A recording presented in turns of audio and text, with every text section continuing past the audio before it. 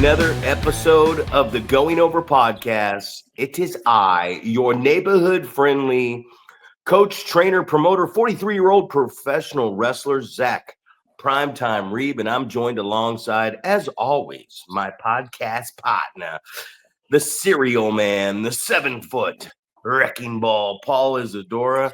And Paul, welcome to the beautiful early morning. What's up, man?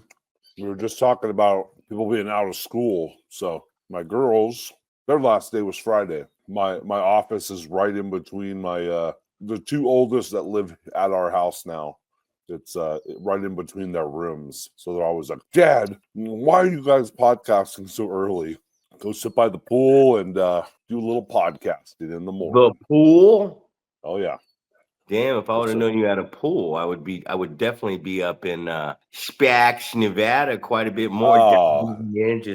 I was gonna say there's also a pool at the fucking training school, bud. I saw that, but I didn't see water in that motherfucker. You know what I mean? Because it was winterized. JP was slacking up there a little bit. No, What's we were there. up, JP? We were there yesterday. Yeah, we were there yesterday. That pool was looking fancy. All right. Like we need to just jump in there. I feel like he's got like a waterfall that goes into the pool and all types of cool shit. So, well, here I come, ladies and gentlemen. Let me hike up these sleeves. Get over there and get a tan. I'm gonna give me a massive tan. Hey, so I wanted to hit the elephant in the room early. Hello. And I remember everybody talking. I think we might even have mentioned it that Carlito and R-Truth got released. Right. And then last night on Money in the Bank, R-Truth comes back with a hoodie on and spears John Cena, takes off the hoodie, the crowd pops, hits him with the belt, throws the belt out of the ring, takes off into the crowd, into the night. And I've already heard a lot on the internet, and it was, oh, it's a work, and people going, man, if this is a work, you're a fucking idiot. It was the voices on social media, the same thing for Daniel Bryan, the same thing for Kofi Kingston. It was the voice of the people. And I thought about it, and people were going, if you are now saying it's a work after all your complaints and stuff online, you're a fucking idiot. Let's stick with a multi-billion-dollar company bent the knee so that you could get what you wanted, what your voice was heard. And I hear all that, and that's a cool argument. But for me, on this informative podcast, who gives a shit if it's a work? Who gives a shit if our voices were heard? How about we talk about the real cool part of this is that we didn't know what the fuck was going to happen. I don't want to know if it's a work. I don't want to know if it's a shoot. I don't care if our voices were heard to the world and we made $1 billion company change. I just don't want to know what the fuck is going on. That's it. Right. Well, and I saw and I don't know if it was the press thing afterwards, after the event, when someone was asking Triple H, like, was this the plan the whole time and all this stuff like that? And he looks right at the guy and he's like, are you enjoying the show? I hope you're enjoying the show. Like, just, that's it, man. It's like, you think you know what's going on. I just love it, right? Everybody that thinks they know what's going on, like, whether they thought that this was a legit thing, if they thought it was part of the show or whatever. I just like that it's like, it's got people talking, right? And that's the main thing that you want to accomplish, right? Can we get people talking to their friends, talking to other wrestling fans, talking online, whatever it is? Can we get people talking about what's going on in the world of pro wrestling, right? Is that, that's the whole goal. That's how you create the people coming to the arena to see it. That's how we get people to come through the doors to come watch the event. You create some sort of story that you think is going to draw some attention. And obviously, in this case, that's exactly what happened, right? People were bought into what was going on. They were pissed off. Oh, I can't believe, this guy's been a great employee for so long, and vital part of your company and provide such great entertainment. I can't believe you wouldn't re-sign him, right? Or the people that were thinking, oh, this is just part of the story the whole time, and then now that they get a little bit of the payoff. So regardless of what your opinion is, it's one way or another, but the whole goal is let's create a buzz. Yeah. Well, that's what I'm saying. Who gives a shit if it's a work, if it's a shoot, if the fans spoke out and made things happen? Let's just have fun. And we've gotten so far away from tuning in that putting on that TV, or it's a streaming service, or if guys are cutting promos in their car, if they're friends with the fans, if they're man, just have fun. If you're in a business, like I said the other day, work in silence. Just fucking shut your mouth and enjoy what you're doing. That's why we do this. And that is where the problem lies in pro wrestling.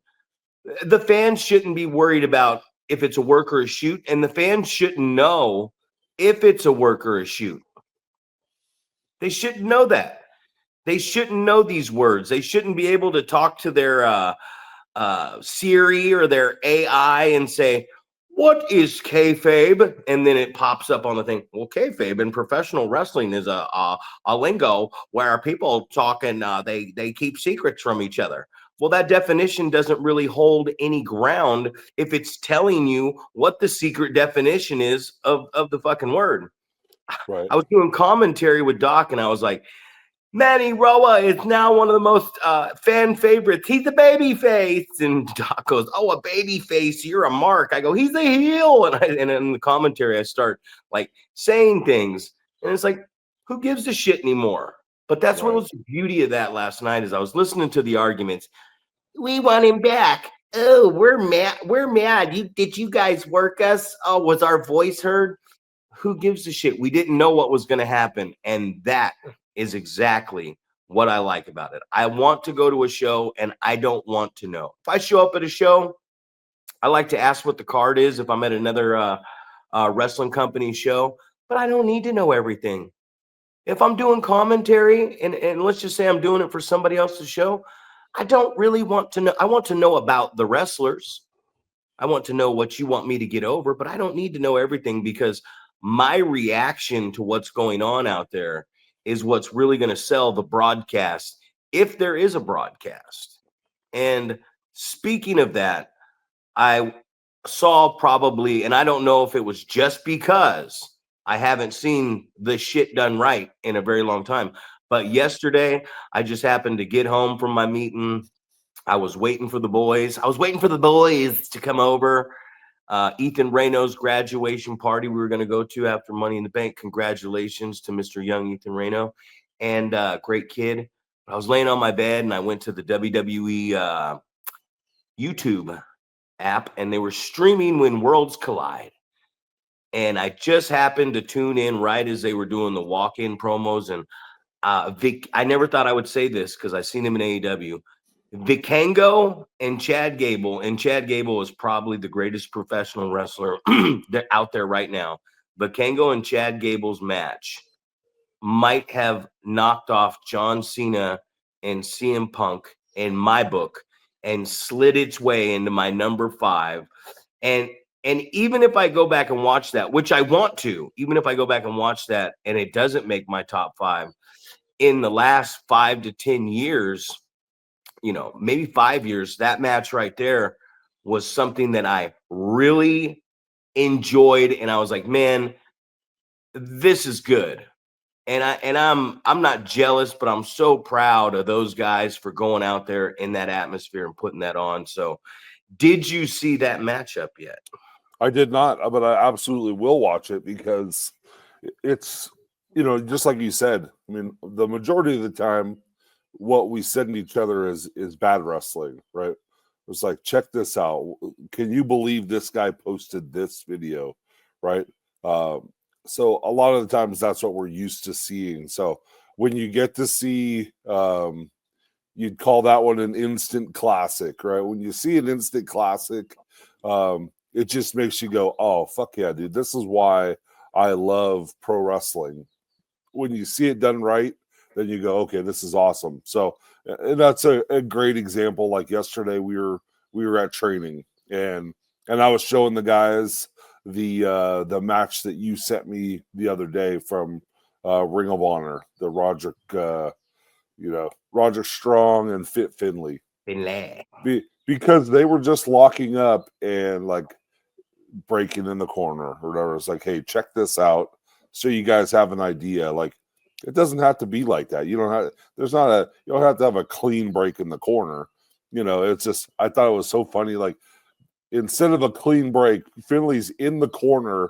Roger Strong relaxes for a second, and Finley grabs a headlock out of a defensive position. So I was just like, the different things, and just I was telling them about, like, this is just how it looks more realistic, right? This looks like a fight, right? In a fight, I was always taught, you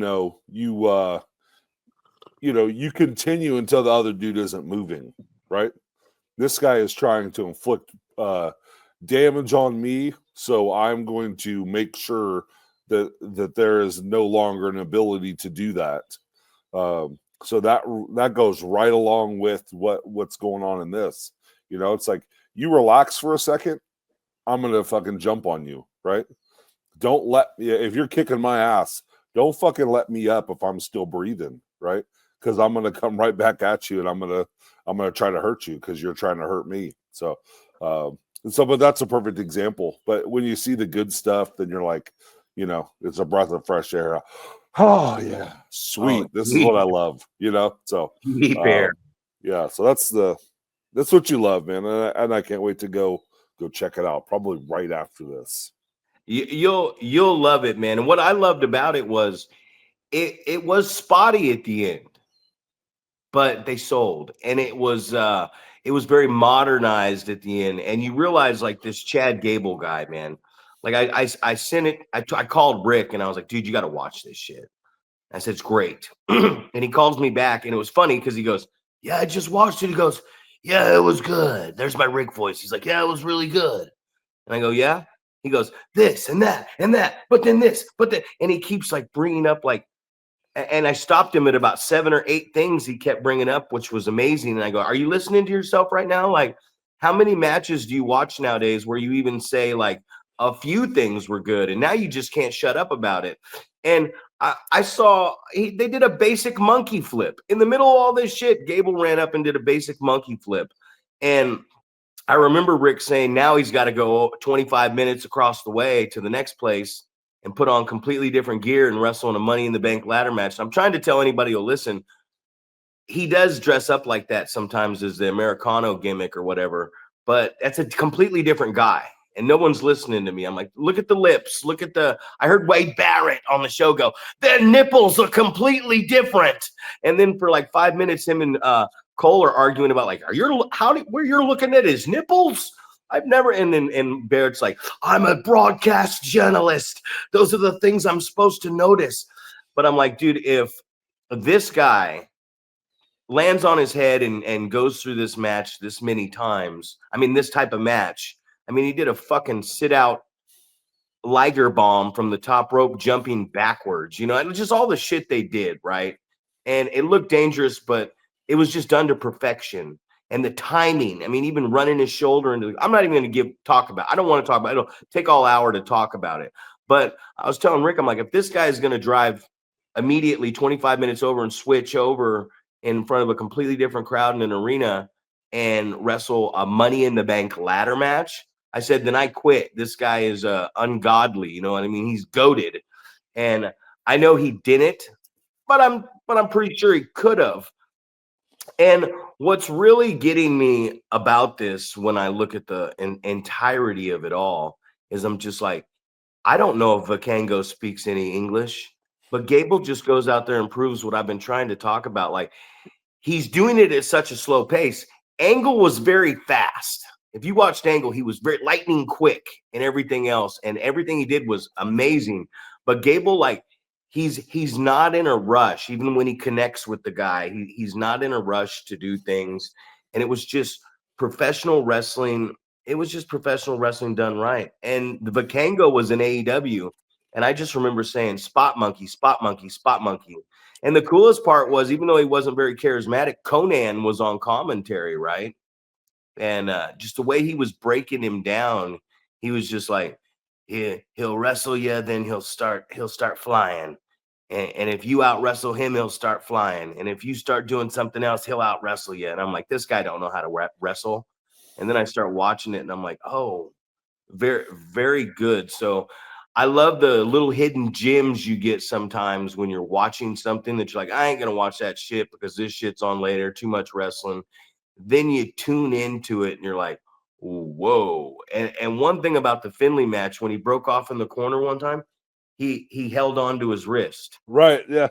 So like, instead of breaking off and letting go of the contact, he made the other guy break that contact. And that's something we all can do. And it's called a feeling out process for you young guys out there.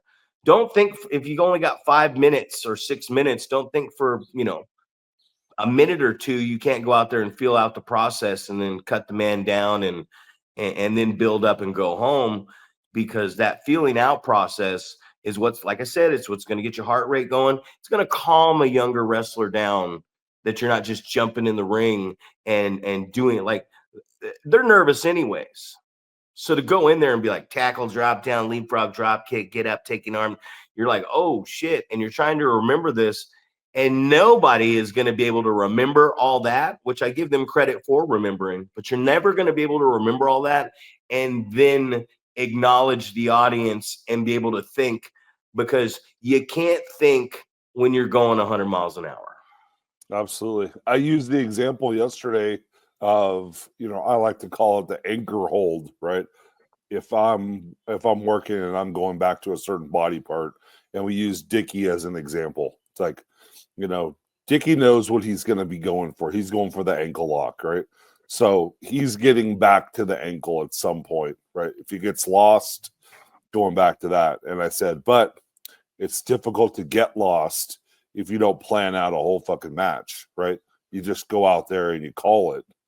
And I said, that's why, he can excel, even though maybe he's not really great at remembering spots. And the point you just made 2 seconds ago about, being in there and just being, your adrenaline's flowing, your mind's going 100 miles an hour.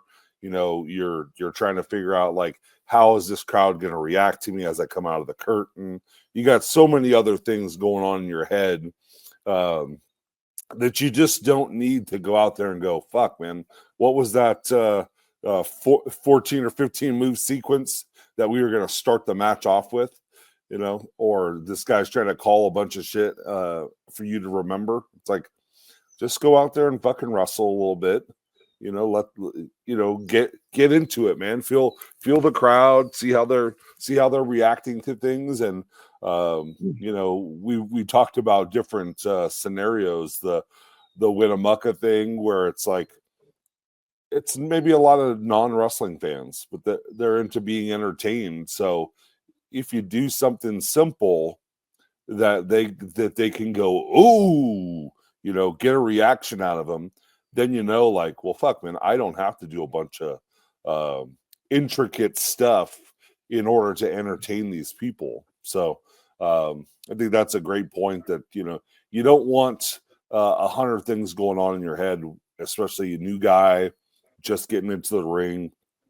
Like, give them an opportunity to relax a little bit, wrestle around a little bit, make sure that you establish babyface and heel. And like I said, it's a feeling out process, and it's a way to calm the nerves a little bit. And I know you talked about that in the past. You said you had an older guy doing it with a younger guy, and it's like, and it worked out perfect, right? Where's Larry when you need him?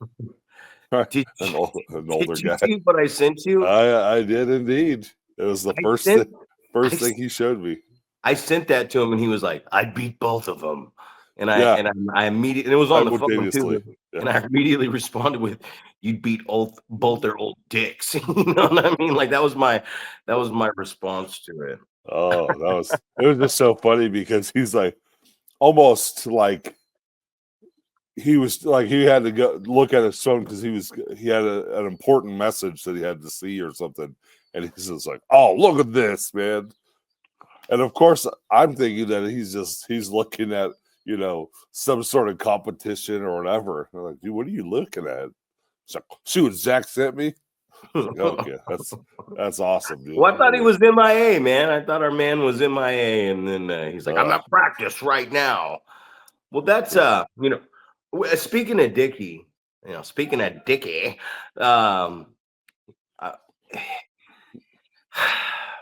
so when I worked him, we built up. We had a little bit of time, but I think boom. The problem with like him is why he's not figuring it out. And I love to use him as an example. He's got that ankle lock. When he gets in the ring with some guys, whether they're a little more experienced or not as experienced, they're calling their stuff in the back, right? But the one thing they're forgetting to call, and everybody forgets it all the time, is, "Hey, what's your finisher?" "Oh, the ankle lock." "What's my finisher?" "The DDT." "Okay, well, I know we're going to be chain wrestling. How about when you have a waist lock or a hammer lock on me, how about you drop down and try to grab the ankle? And then I'll work and I'll turn around and get you in a front face and pick you up and go. And then you drop out of the DDT and go. And then we break apart from each other. And we're like, because I'm going to tell you right now, and we could speak it. You like to say the word in nauseum. I always hear you say that. I love that word. We could speak it in nauseum. We could fucking take a drill with the serum and drill it into somebody's brain, and they're still not going to do it. "Hey, man, what's your move? What's your move?" People go, "Zack, why are you always working the head and neck area?" I'm going to tell you why I'm working the head and neck area. And why I do arm drags and stuff, but I transfer back over to that area. Well, I work that area because my finishing move is where I kick you in the jaw and the temple and the head, and I'm trying to snap your neck back. The knockout blow from the super kick isn't just that I kicked you. There's the button spot here, but to not a lot of knockouts happen because when you hit somebody, you snap their neck sideways. So what I'm trying, the whole point of what I'm trying to do is I'm trying to snap your neck sideways to knock you out. So if I can make your neck weak, if I can work on your neck, if I can put my knee in your neck, if I can lock this chin lock on and just put pressure down here, reverse knife edge chops, forearms. I throw a lot of forearms, uppercuts, chops, and I work that head and neck area. Nonstop is what I do. I do the DDT. That's why it's my go-to if things get hairy in there. And we talked about that. I work the shit out of the neck and the head area because if I don't work your head and neck area and I hit you with that super kick, I might not snap your neck back and knock you out. I don't want to kick you and have you fall back like this. I don't want you to bump it. If you bump the super kick, it makes sense why you might have kicked out of it. Because my whole point isn't to, I just kicked you and you're done. I want to snap your neck sideways. I want to come on this side of your neck and I want to snap it sideways so I knock you unconscious. Your equilibrium is done. That's the point of my kick. It's not just like, look at this, and I slap my leg too. 1, 2, 3. I pretty much prefer, I tell people all the time, do not bump this hold, right? Don't bump it. Sell it like this, or find a creative way to sell it like your legs and you got knocked out. Because if I don't knock you out, yeah, you should kick out of this move. And that's the psychology of it. If I don't knock you, if I don't snap your neck and knock you your legs and kill your equilibrium with my move, you should probably get a really close fall on it. And that's right now. I just learned something. That's something I need to get over with you and Doc and Josh, is to say, hey, get over the fact that Zack is trying to snap your neck sideways. And if he doesn't accomplish this, you probably will kick out of this move because he's not. He does that make sense to you? What I'm talking about? Yeah, absolutely. And it's kind of funny that you're talking about that. And I think about so many of the matches that that tell a great story when someone goes, well, I'm gonna work on your right hand or your right arm. It's like it's traditionally not the correct side of the body to work on. But yeah, that's all they're talking about. It's like I'm trying to neutralize your finisher, right? I know the finisher that you're trying to get to, and it's going to take you being able to grab and hold my neck, and me not get away. So if I can somehow disable your grip strength, your ability to grab me around the neck and pick me up and slam me down, then I'm working on the correct body part. So. Oh my God. Sorry to even cut you off, brother, because I want you to go off of it. But in your career, have you ever had that happen to you where then you hit a left-handed choke slam and it doesn't put the guy away because it's not the dominant hand that you use for it? And I want you to answer the second part because I see it so many times. I see the double choke slam, right? Could you imagine the double choke slam and it knocks this guy out, but you go over here to cover the guy that you did it with the opposite hand and he kicks out, and then you're like, oh shit, and then you dive on the guy that had the done with the good hand, and you made the mistake because you didn't cover the guy that was on the correct side of that choke slam. Right. So I've never done the double one like that, but that is a fantastic idea. But absolutely, we've done the other one, hit them with a left-handed choke slam, and they kick out because it's like, that's not the one that you've worked so hard to perfect, right? That's not the one that you're gonna take someone out with, so you don't put as much effort into that.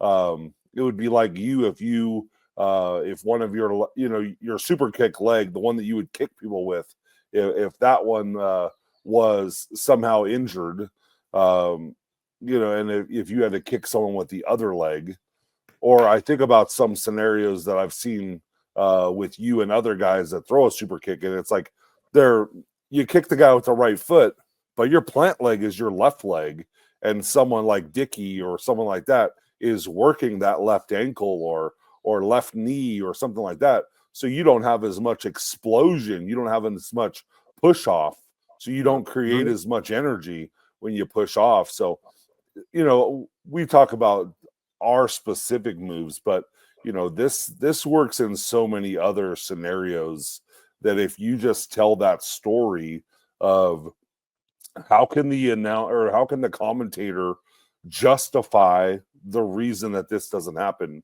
and obviously for me it's almost become laughable between me and Doc. Oh, I guess you're gonna say he didn't hook the leg, right? He didn't distribute his weight on the lateral press. For me it's those things that I would hear when I was watching wrestling as a young kid, right? If he would have just hooked the leg, if he would have, whatever. You think about the Hogan when he beat Iron Sheik, right? And it always just sticks out in my head that not only did he hook the leg, but he interlaced his hands around the head. It was a legit cradle, right? I think it was the neck too. Yeah. He hooked the head and neck and the leg. Like, how are you going to kick out of that? So that's those are those little things that we see that we should be pointing out, or announcer or commentators. That's a great thing to point out. It's like, oh, if he would have just cradled him, get those hands together, get them clasped together, it's harder to kick out like that, rather than just laying your body weight onto the guy and leaving the opposite shoulder available to get off the mat and things like that. So all these little subtle things are super important as well. Well, the choke slam, the power bomb, the whirly bird, all spine buster, all these things are like, why is it a finish? Why is it beating you? Because if you think about, if you pick somebody up outside and slam them on the concrete, they smash their head. How many times have you watched videos nowadays on social media where the guy gets picked up or he gets hit and he falls and he hits his head on the ground and it knocks him unconscious, like he's out sleeping? That's what the impact move where you're getting dropped on your back is. So whatever finishing move you're doing on your, like the suplex, we're dropping them on their lower back. So if we're working the Boston Crab or the Texas Cloverleaf, anything sharpshooter, if we're working something on the lower back, the suplex is good. The body slam is good. The hip toss is good. If we're German suplexing you, you're landing on the back of your head. So moves where you're either taking a high schoolboy or a bump on your back, a snap bump or whatever, those moves should knock the wrestler out. Like we should be hitting and going and being dead, not hitting and sitting up and going, oh, shark, do, do, do, do, do, do, do, do, do, do, do. Nice sell, dude. I think the worst sell that pisses me off the most, I saw Rhea Ripley do it, and it's the Rob Van Dam sell. It's when Rob Van Dam started landing on his head and doing the bit boing, and he flipped over and shit. It started this stuff, bang, and everybody sits up and goes. It reminds me almost like the Three Stooges. It's like, no. If you land on top of your fucking head, even if you bounce over, you're done. We don't need to see you go. It's like, okay, if I power bomb you on the cement, guy's done. Right. Nobody gets up from that. If you are in a I forgot the name of it already. Damn it. I just watched UFC last night too. If they got you and they're, I guess I call it Hell's Gates right now because for some reason I'm having a mind blank and I know the names of these moves, but when they're choking them Like and a triangle choke or something. Triangle choke. I don't know why I had a hard time thinking. Thank you, Paul. Thank you. But what does the guy do? He either tries to pick him up when he can't get out of it as his last resort and slam him on the ground. Rampage knocked a guy out like that. So he's trying to muscle him up and powerbomb him because he can't escape this thing and he's going out. Or he picks him up and slams him and it actually tightens the hold up even more. So it's like, that's the point of when you have a finishing move where you knock the guy and you slam a choke slam, boom. If you choke slam me in the street, call the paramedics, man. They're scraping me up and putting me on the striker stretcher, and I'm taking a trip somewhere. So that's the purpose of that move. The purpose of the DDT style moves, the front bump, is so we hit our face and knock us out. And there's a lot of basic pro wrestling moves, the body slam, the belly to back, stuff like this. Yeah, we should be, as we're taking it, putting our hands over the back of our head because we're not knocked out. And we're like, oh my God, this guy is going to drop me on the back of my head. I need to protect myself. You know what I mean? But we need to sell accordingly. There are moves in wrestling. The tackle. What's the tackle's the dominant move. I just came off the rope, and that's like this guy's running down, the wide receiver or whatever, the running back's running down, and you break away, and you're like, ooh, and you nail him. We should be really like doing a football dance or something or a celebration that we just smoked and ran over the running back or nailed the wide receiver. So everyone's doing all this stuff, and they're like, oh, this looks good, and nobody's telling people why. And I want you to talk about this real quick on what your thoughts are. I can tell you why, and you can understand why. But what about going in there and executing the why? That's what really bothers me, is like, there is no execution. And the guys that can execute what we're talking about, Bret fucking Hart, the guys that can execute this get labeled as legends. Absolutely. Well, the things that you're talking about the slamming someone on the concrete and things like that, I think that the reason that people maybe think that we're wrestling on a trampoline or the ropes are made of rubber bands or things like that is because we don't sell appropriately. You know, and you talked about people getting knocked out in a to escape a triangle choke by power bombing someone. You said Rampage Jackson has done it. I also saw uh, I'm drawing a blank. I was going to say, Matt Hughes. Matt Hughes, the guy had him in a triangle and he was holding him up against the cage and then power bombed him off of the cage, right? Knocked a guy out like that as well. But that's because, you know, the real, basically the realistic part of the ring is, you have steel, then you have wood, and then you have, in some cases, this much padding. You don't have a whole lot of padding. It's like, and instead of us taking a move like that and selling it because it legitimately hurts you, you're killing the business a little bit by going by getting up quickly, right?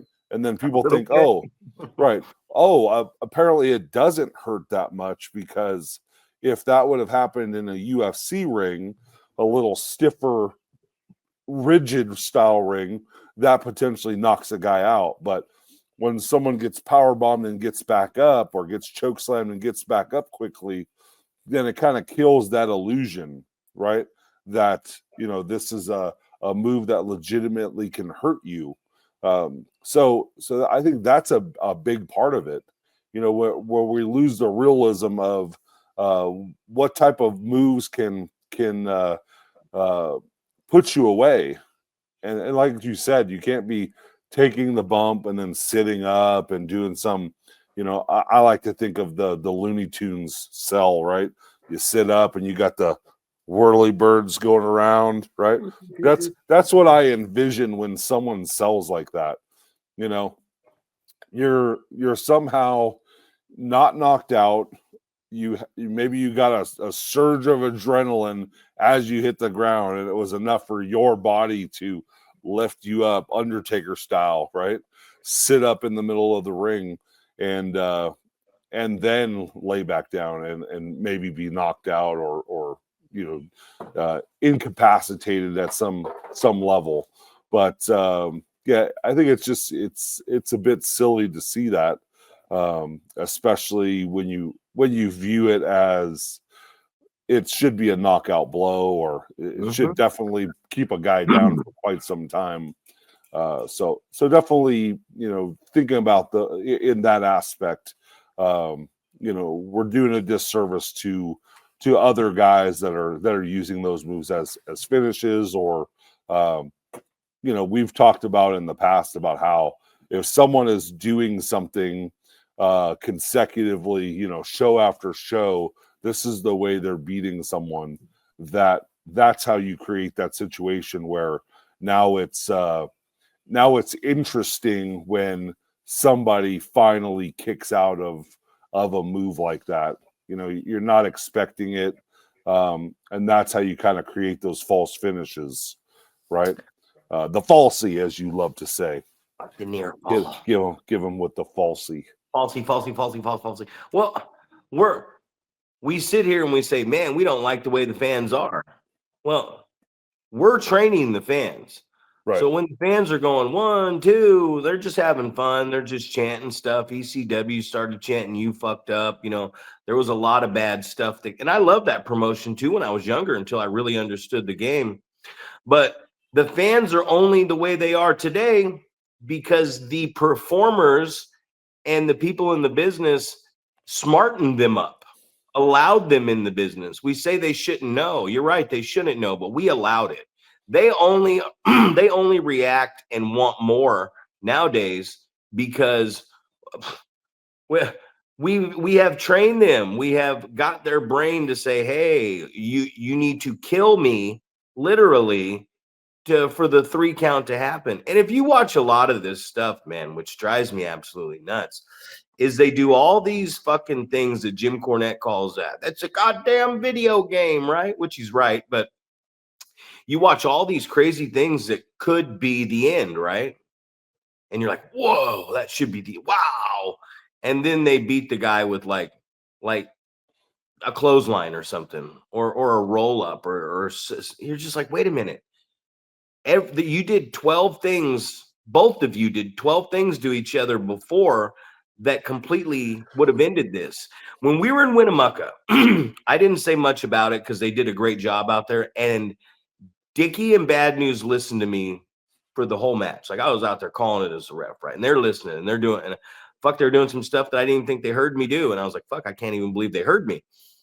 But I tell him at the end, I say, splash him in the corner and then hit him with the big one and go home. And Bad News hits him with the splash in the corner, but then picks him up and gives him an Undertaker last ride elevated power bomb, right? And then he hits him with the splash off the ropes. And the crowd liked the elevated power bomb. And he even came in the back and said, sorry, coach. Sorry, I did that, and I waited and I didn't listen to what you said. And I said, no, it's all right. They liked it. But the reality, right? The reality is this. If a 6'10", 500-pound man is going to pick a 5'9", 190-pound man up and elevate him and drive him into the canvas like that, is there a need to come off the ropes and completely squash him and engulf him with that splash? And bless you. And if you do, we got to scrape this motherfucker up off the mat and throw him in a wheelbarrow and wheel him out of the building. And he didn't get it. Like, yeah, the fans wanted to see it and they liked it, and nothing was wrong with it there live. But as me calling this stuff for you, if you're going to hit him with that, pin him with that. You don't need to come off the rope and splash him. So the what you were sorry about should not have been, oh, that I hit that last ride elevated power bomb. You should have been sorry that you then decided to go off the rope and splash this guy, because now as the referee, I gotta, hey, sell, man. Hey, let's get some help out here. Let's get this guy to the back. So if we're not, it's okay. Jim Cornette says it all the time, and I love it. It's like, I saw yesterday the guy jump off the top rope, catch him, and hit that Mexican destroyer, and fucking Gable's head hits right on the hardest part of the apron over there. Why not? Why not do that? Why not get a stretcher out there? Why not take this guy away and stop the match? And this guy's neck is severely hurt. And when he comes back in 3-4 months, there's a reason why. And we don't even know he's coming back. We don't need to know the severity of the injury or if it's a work. Exactly. Well, as you're talking about almost the overkill, right? You hit him a splash in the corner, and you would think that could be a finish, right? You hit him with the avalanche, the King Kong Bundy avalanche in the corner, right? That could be enough. The elevated power bomb, that could be enough in itself.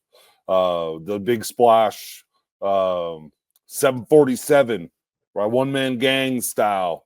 That could be the finish, right? And it reminded me of a time in Oregon that I was working this mask character, and we had a bigger finish planned, but I think it was like I hit him with something, and then he fed up, and I hit him with a sidewalk slam, and just the sound of the ring and the sound of the pop from the crowd, he decided he wasn't kicking out, right?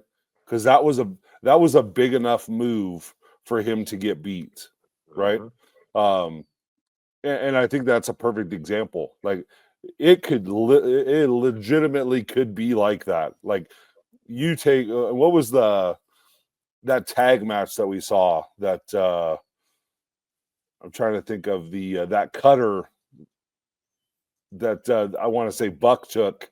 Oh yeah, from Nash. That should have been it, right?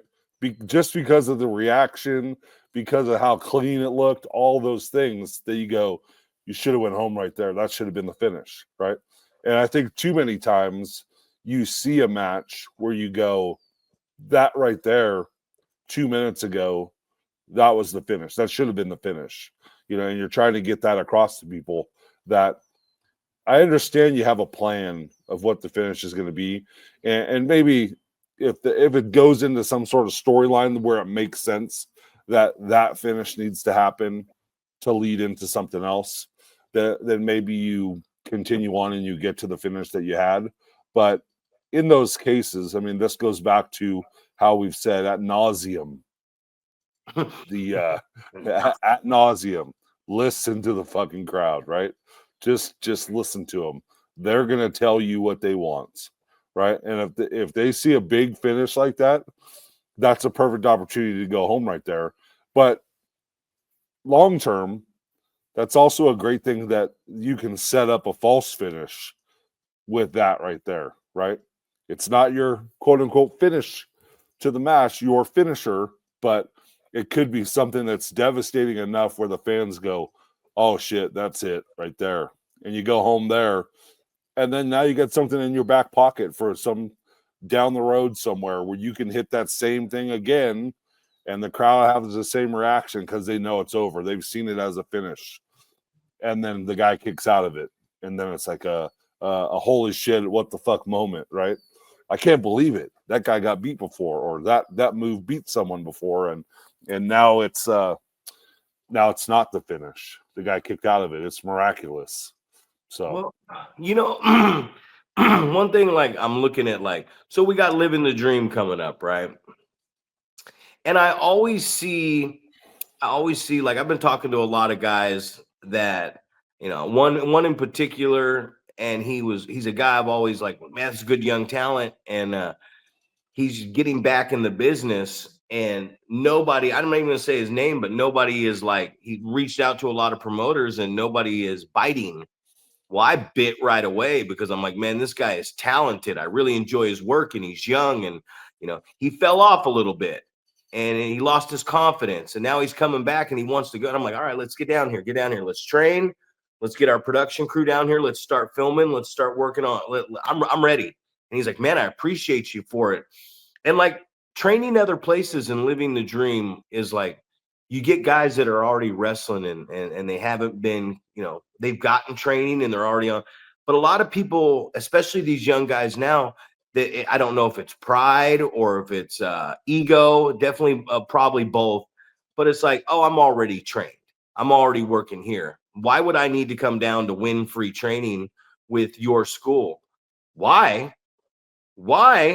Because to better yourself, man. Because there's something that you're lacking that you can pick up over here. There's information. We talk about it. We talk about they're doing the Ugly's doing the NorCal United thing. You know what I mean? Like there's a bevy of different trainers on there, and that's great and all. It's going to be a great day for those guys. But for me as a talent, I see Vinny Massaro on there. I see Oliver John on there. I love Vinny. I love Ollie. But I'm also, when I'm at a show or I'm in the car or I'm around those guys in my career, I didn't need a seminar to dig the information out of their head. I'm not around Boyce LeGrand and I'm like, hey Boyce, when's your next seminar so I can pay 20, 50, $100 so I can hear you talk to me. I'm going to get you. I've been saying it for years. Hey guys, we got Boyce LeGrand in the locker room. I'm paying him to work here tonight. He's here from 2 to 9. You know what I mean? He's here for 8 to 9 hours at your disposal. And guys will walk up and be like, hey, boss. Hey, boss. It's like, hey, man, maybe go tell him about your match. Maybe if you got a serious question. Because if you're not talking to these guys, like Vinny Massaro, I saw Vinny, the show we were at, the Ugly Dojo show, right? I hadn't seen him in a while. He comes up and we're just name calling, talking some shit. But then we start immediately cutting into the business a little bit. And we're cutting into the business. And even though he's been doing it for 30 fucking years and I've been doing it for 25, 26 years, man, I want to know what Vinny's got to say. Hey man, how you been? Good. How's the wife? How's the kids? Okay, we're past that bullshit now. Hey, what do you think of this? What would you do here? Because I want to know, man. Vinny's down there at West Coast Pro. Vinny's all over the world. He's working still, man, which is incredible. Ollie, even though he's been retired, it's still there. I got some questions, even though that guy, I for a year and a half, I trained with him 3 days a week. I want to know. I want to talk to you. I want to know. I don't want to waste my fucking time when I have talented people around me that have information. And that's the problem with these young guys nowadays. They're like, oh man, I got to go to NWA. I got to go to Ring of Honor. I got to go to WWE. That's where I got to get. That's where, yeah, if you want to go grab some money or whatever, but get out here, man. There's so many people that you sit in the locker room with that can execute and have this knowledge, and it just pisses me off that they don't. Right. Well, this goes back to what I've said a whole bunch of times, which was if the information is free, for some reason it seems to have no value. But if now I have to pay $100, then now it's valuable, right? It's crazy to think that you have so many of these people just sitting in your locker room and they're there to talk to, right? They want to share their knowledge of the business, right? But people aren't coming up to them. So, this to me seems like just like what we're talking about. It's like, well, maybe we need to make this cost money for these guys to think it's important, right?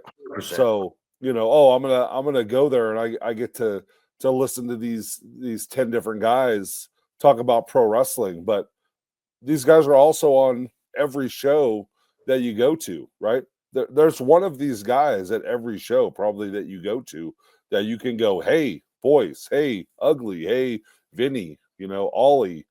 I've seen Thatcher's been at the majority of the SPW shows over the last, several months. It's like these guys are there, and I feel like I've seen Thatcher, just in the ring and letting people come wrestle with him for a couple minutes, right?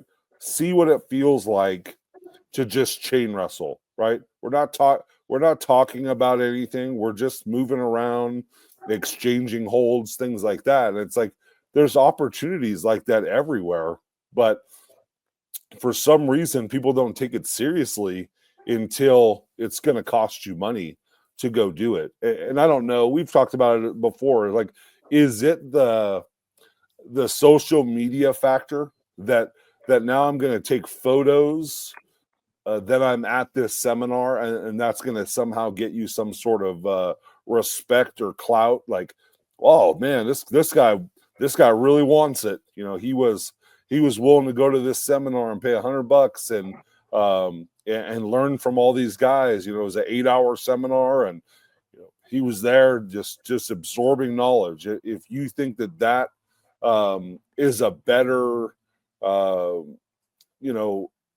representation of you're trying to get better than just being at a show and talking to the guys that have the most experience. Just like you said, the information is out there. You just have to go get it. And it's sad that you can get it for free, but you don't value it until you have to pay money for it. Well, here's the craziest thing, whether the wrestlers or the referees, like I said, Shane Dynasty, Journey, Ugly, Massaro, Thatcher, Ollie, like all these people I'm pointing out. But who was the referee in the main event of Money in the Bank last night with John? I'm pumping you, Ugly, right now. Who was the damn referee in the ring? R-Truth came back, John Cena, Cody Rhodes, Logan Paul, and Jey Uso, 2 world champions in the ring, the 2 biggest champions of all time. The top guys are in the ring. The biggest guy that they're talking about online comes back in the biggest pay-per-view going on the whole weekend in the main event. Ryan Tran, Bruce Bukaki, he's going to be at that seminar. And it's only $50 for referees. The guy who has his hand on the pulse. He just reffed the biggest main event with the biggest stars last night. He's the last guy you see and slamming the hand down for the 3. He's going to be there. Now, that right there is worth the price of admission alone. These other guys we talk about, which are amazing, they're at your disposal every weekend. So that's a bonus, cherry on top, right? Like those are all the Oliver John, those are the Tim Thatcher, those are the sprinkles. But how often, like whether you're a referee, Ryan Tran, Bruce Bukaki knows how to wrestle. He's a good worker. He just ended up refereeing, which is probably the smartest thing he could have done, longevity for his career.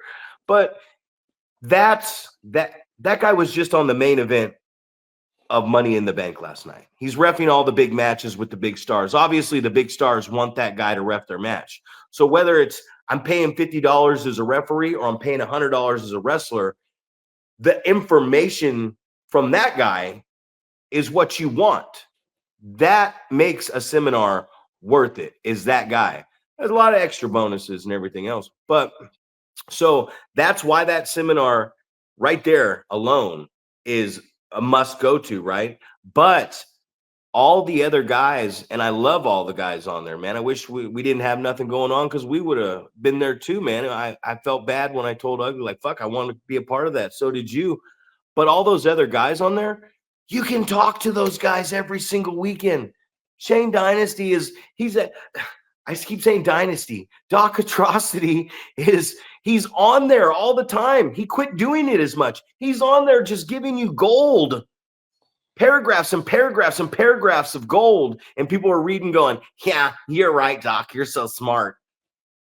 Dig into what he's telling you. I read what he says and I'm like, oh, thanks, buddy. Thanks for the free lesson today. Now I'll take this and go use it somewhere else.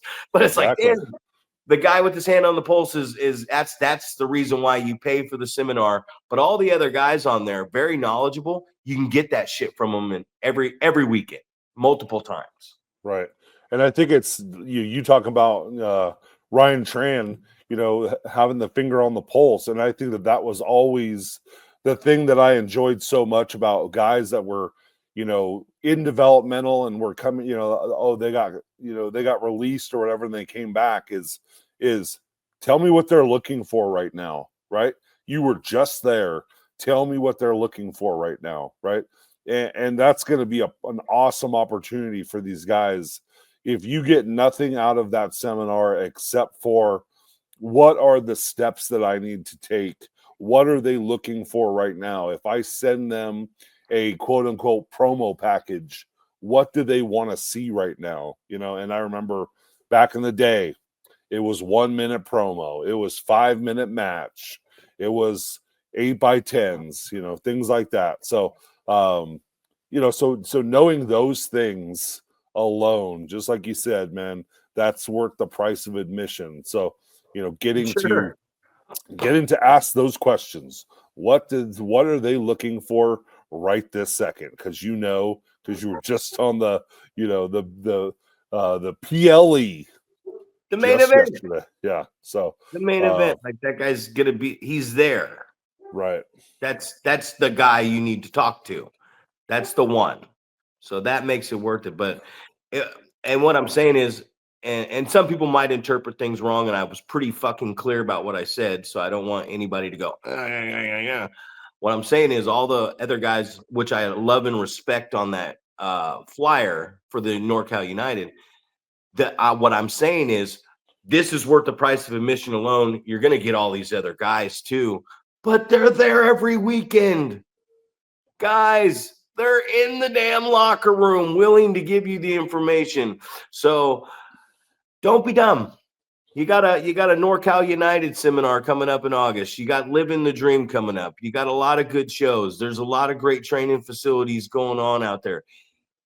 Get up off your ass, get out there, and start putting in the work in the ring. Work in silence. Don't post it all. Paul, you got anything before we get out of here? Not much, man. I just hope everybody has a good weekend. And yeah, Paul Isadora, Zack Reeb, this is Going Over. Subscribe to our shit, man.